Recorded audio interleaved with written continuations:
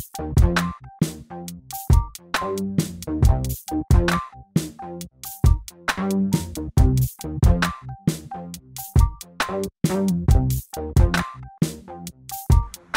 llamo Sheila Fernández Villanueva, soy psicóloga especialista en clínica y salud. Actualmente pertenezco a un grupo de atención psicológica donde varias psicólogas de diferentes especialidades nos hemos juntado de manera virtual para prestar atención psicológica gratuita a todo aquel personal sanitario que así lo solicite durante la situación de confinamiento por COVID-19. 9 psicólogas de diferentes partes de España, aunque la mayoría se centran en Madrid. Y bueno, un poco el proyecto se inició para generar esa atención psicológica que pudieran requerir personal sanitario de la Comunidad de Madrid y de Segovia, ¿vale? Eso fue en un inicio. Pero bueno, a la hora, al ver que había más gente interesada, que bien por amigos o bien por gente que conocíamos, nos iban pidiendo también esa ayuda, decidimos abrir un poco más la ayuda a más sectores. Entonces yo, por ejemplo, actualmente vivo en Burgos, entonces ofrecimos esta ayuda también al personal sanitario de aquí de Burgos. Luego hay otra chica que lo ofreció en la parte de Talavera, creo que es, otra chica en Soria. Entonces, bueno, al final decidimos abrirlo un poco a que el sector sanitario pueda contactar con nosotros siempre que lo necesite. En redes hay un mail para contactar con nosotras, ¿vale? Y luego a través de ese mail nosotras vamos viendo todos los casos que nos van llegando y en función de los casos que nos van llegando los vamos un poco atendiendo en función de la especialidad, no de la especialidad, sino de la disponibilidad también, ¿no? Oye, pues mira, este caso le veo yo hoy porque tengo más disponibilidad o tenemos mucha comunicación entre nosotras y entonces al final lo que intentamos es eso, que haya mucha comunicación y en función cuando nos llegan a través del mail es la principal comunicación y a través de ahí luego ya lo distribuimos. Los que más nos llegan son enfermeras. En mi experiencia, enfermeras, auxiliares también, pero más enfermeras. Yo creo que el sector enfermería actualmente, por lo que yo te puedo contar, es el sector que más nos pide ayuda. Hay como dos cosas que están muy demandadas actualmente, yo creo, por el sector sanitario.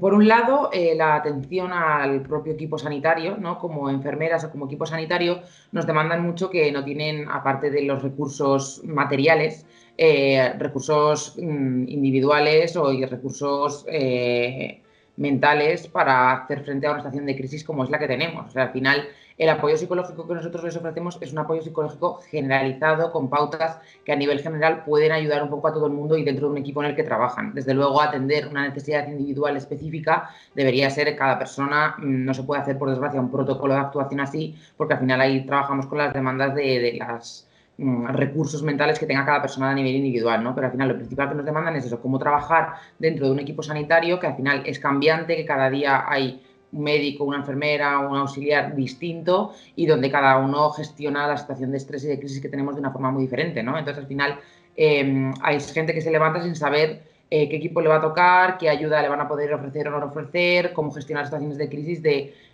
pues a lo mejor ahora te surge una urgencia en una habitación y no es como antes que vas corriendo a ayudar a la persona, sino que ahora tienes que seguir un protocolo, tienes que primero protegerte tú, generar unas medidas de protección que sea ponerte tu traje, guantes, mascarillas, etcétera, etcétera. Y hay gente que gestiona bien eso y gente que lo gestiona muy mal, ¿no? Porque al final siente la presión de si no llego va a ser mi culpa, pero es que para llegar primero se tiene que proteger él, porque al final si no genera una red de peligro para toda una planta de sanitarios. Entonces al final hay gente que lo gestiona mejor y gente que lo gestiona muy mal, se deja llevar mucho por el estrés que eso les supone, se deja llevar mucho por la presión que ellos mismos se autoimponen y que al final yo creo que la sociedad un poco también les está autoimponiendo y al final se les tiene como héroes y los héroes, entre comillas, piensan que no pueden tener malos días y que no pueden estar tristes o que no pueden sentirse que no pueden más un día y que parece que no tienen derecho a verbalizarlo, ¿no? Y ellos sienten que no tienen derecho, que son como la piedra angular que ahora mismo es la única que no puede caer dentro de la sociedad.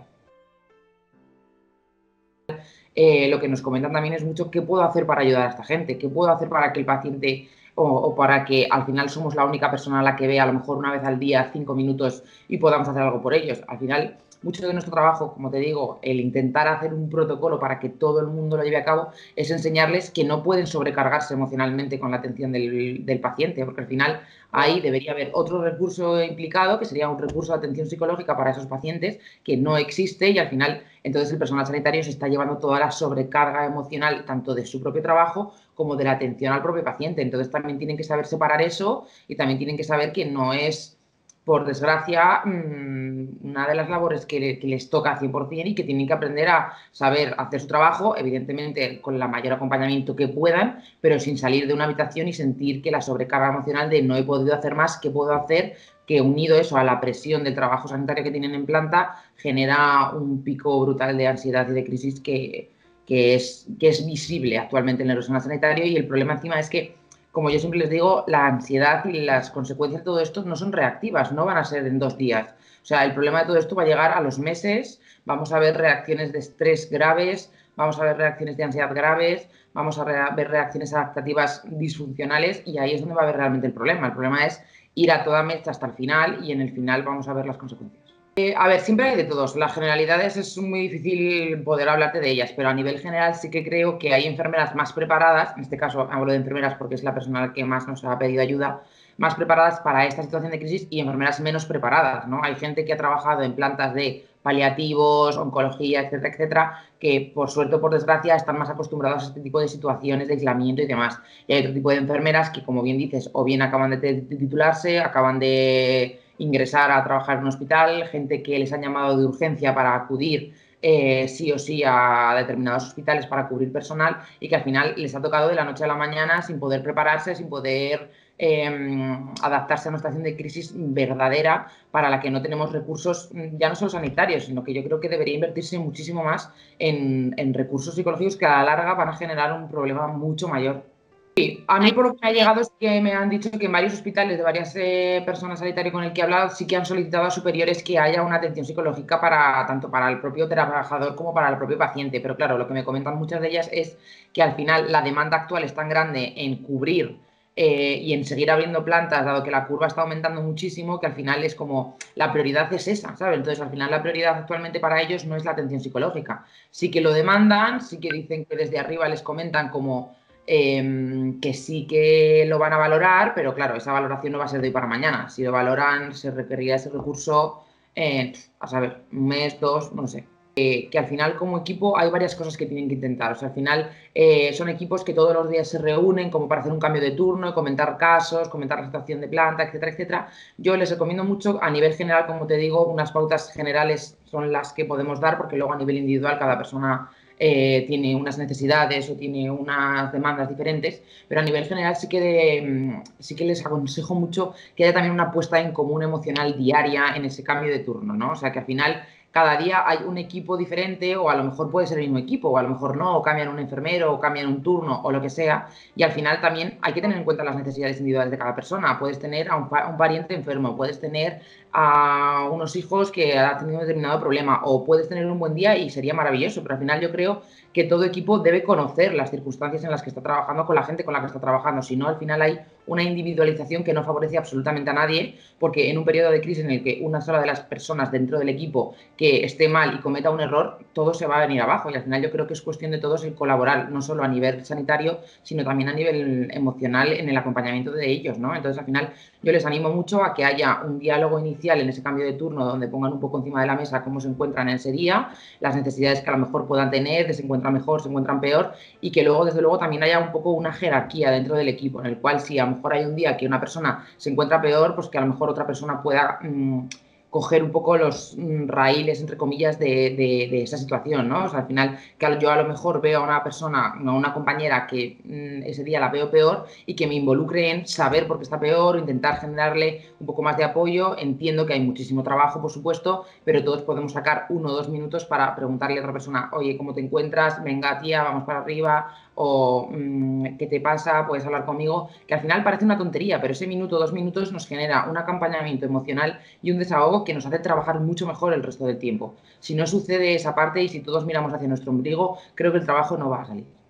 Para mí, una de las cosas más importantes es, aunque parezca raro, cumplir desde luego 100% todas las medidas de prevención que nos dicen, no ignorar y minimizar esta situación, porque creo que es una situación muy compleja.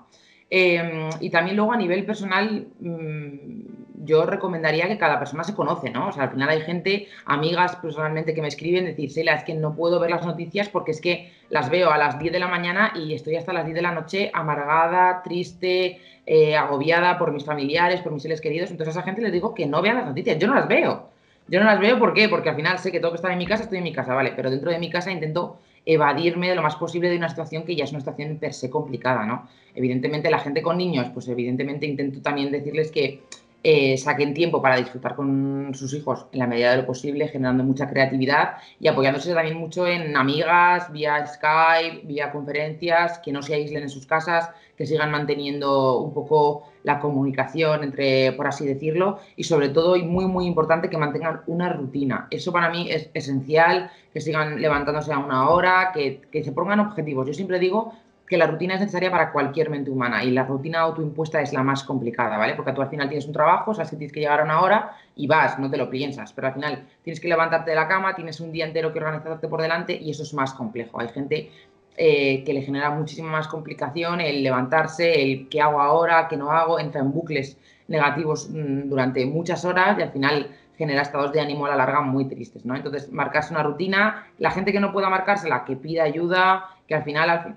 en esta situación, el pedir ayuda es que es lo único que nos va a mantener a todos unidos, ¿no? El seguir en contacto con tu gente, seguir en contacto con tu familia, si un día no puedes, alguien de tu entorno va a poder sacarte y ayudarte, el pedir ese apoyo que ahora mismo todos necesitamos, ¿no? El hacer algo de deporte también es importante, mantener rutinas de que es lo que te digo, de baño, de alimentación, de sueño, etcétera, etcétera. Y luego, pues eso, mantener mucho ese contacto social, yo creo que es importante. O sea, estar aislado en casa no implica estar aislado de la gente, porque yo creo que eso es una diferencia esencial que a nivel mental genera un feedback muy diferente, ¿no? Entonces yo animo mucho a mantenerse unido a tu entorno, unido a tu gente. En el siglo en el que estamos, las redes son revolucionarias, todo el mundo puede tener contacto con alguien. Es una sensación como de indefensión, por decir, ¿no? No es una indefensión, es como, no encuentro la palabra, o sea, es una sensación de, creo que tienen sobrecarga, esa es la palabra, yo creo.